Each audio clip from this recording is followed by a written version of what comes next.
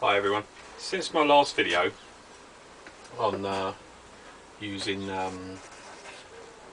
Birchwood Casey True Oil, I've gone a different direction now, and I've purchased two other items: Osmo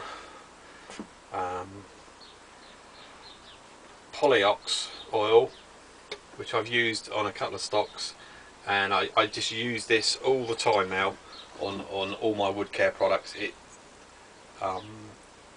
It's just a really good finish, and it doesn't take a lot of prep, and I really do like the finish of Osmo.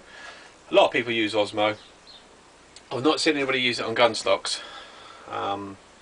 It gives a slightly tanny effect, but on other wood products, tables, chairs, it's really good to use, and it's very flexible. It's not like varnishes. You put it on, it goes tacky after about 5 minutes, and you can actually work this product for about half an hour, 3/4 of an hour. You can rub it in and then gradually take a bit off, or just really you get a lot of time to actually work with this. So I use it a lot on a lot of stuff I use. And the other stuff that I've recently bought, getting away from the True Oil. True Oil's good, but I find that the finish is a little bit too shiny.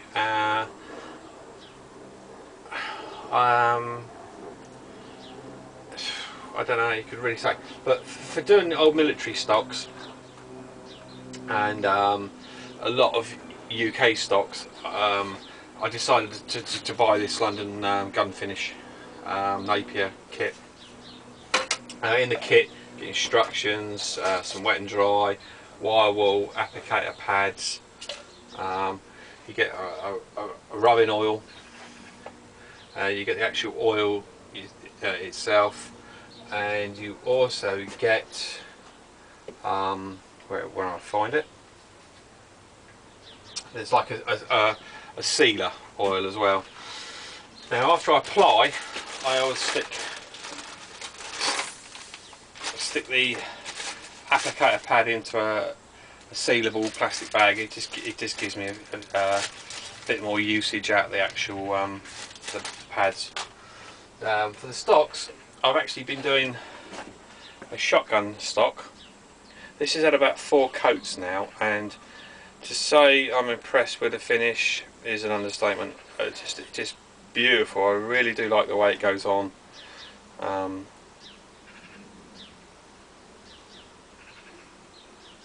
So, well, yeah, easy to apply. Just rub it down, prep your wood. I used the sealant on that, because when I stripped it off, I steamed it as well to get a few dents and pieces, and then I actually sealed it as well. So that's got about another 6 or 7 coats to go. Just in between coats, just rubbing down with some steel wool to build the gloss up. I think this is a little bit still tacky from last night, yeah. And then I've got another project I'm doing at the moment. This has had about 3 coats now. It's an old military Moss & Nagant stock, which I've given it 3 coats, and that's still drying from last night. I mean, it says in the instructions that you can give it a coat every 1 or 2 hours. It dries really quickly. I've not found that myself. I found it does take, as the more coats you put on, it does take a little bit longer to actually dry, and patience is your key here. Don't rush it, and don't try and stick it on top of tacky finish, but just take your time with it.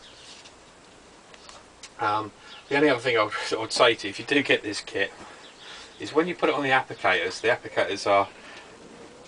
very good applicators, but when you tip it on, be extremely careful, because the amount of times I've actually put it on there and it will flow across. You try to put a little dab on and then it I mean, it may be me just being a bit daft, but when I tip it on there, it just goes everywhere. So just be a bit cautious when you're applying it. But and this is the forestock on the shotgun stock. I think you can see that it's coming up very, very nice. This is the 4-guard grip on the Nagant. So it's got loads of more coats to go, but it's actually really, really nice, really, really nice. Now, if I had the choice of going down the True Oil, so True Oil or Napier, Napier all the time.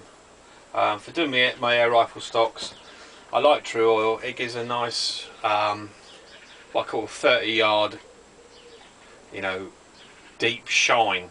But the Napier, it's what I call a 3-foot shine.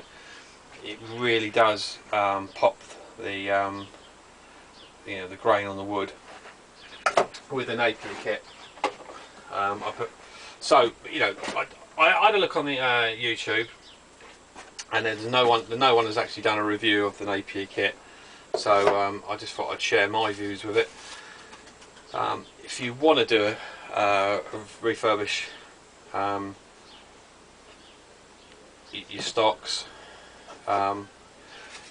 go for the Napier. It is such a nice kit to use, and I've spoken to the guys at Napier. I had a little problem because I thought it wasn't drying out as quick as it was.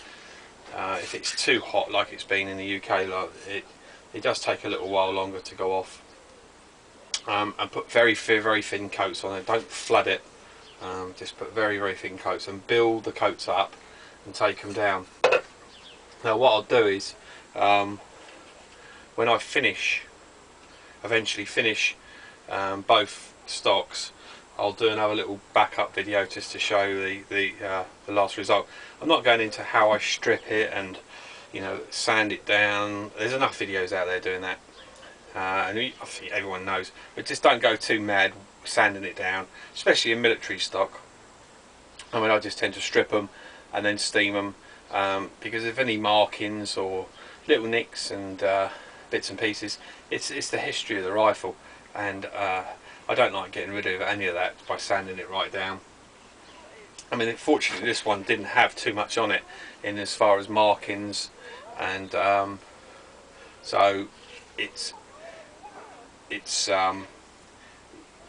reasonably, I could sand out a little bit of it, but I say don't go too mad on sanding down old stocks.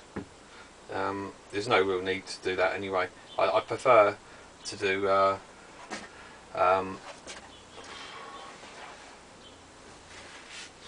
when I do the stocks, I tend to leave little bits and pieces in them because I think it adds to the character, especially old guns. They're not just come out of the factory. You've got to leave a bit of character in the gun to show it off and respect its age. So I think that's about it really.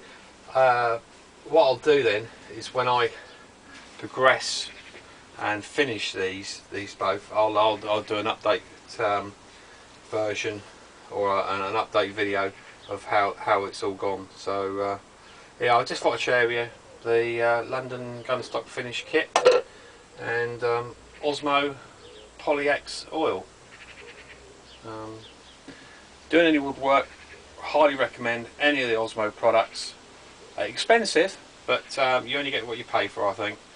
But once you start using this Osmo, I mean, I've used 3/4 of a tin on everything, so it's just, I mean, all my handles and everything's had a coat of it because I just love the stuff.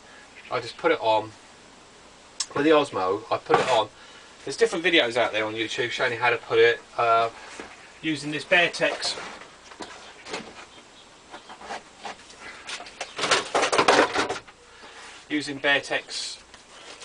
pads.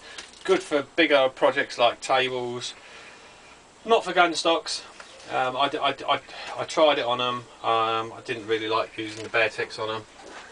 So what I did, I just worked it in my hands and used kitchen towel and gently come off, let it dry, cut it back with some very fine micro mesh, and then reapplied, did the same again.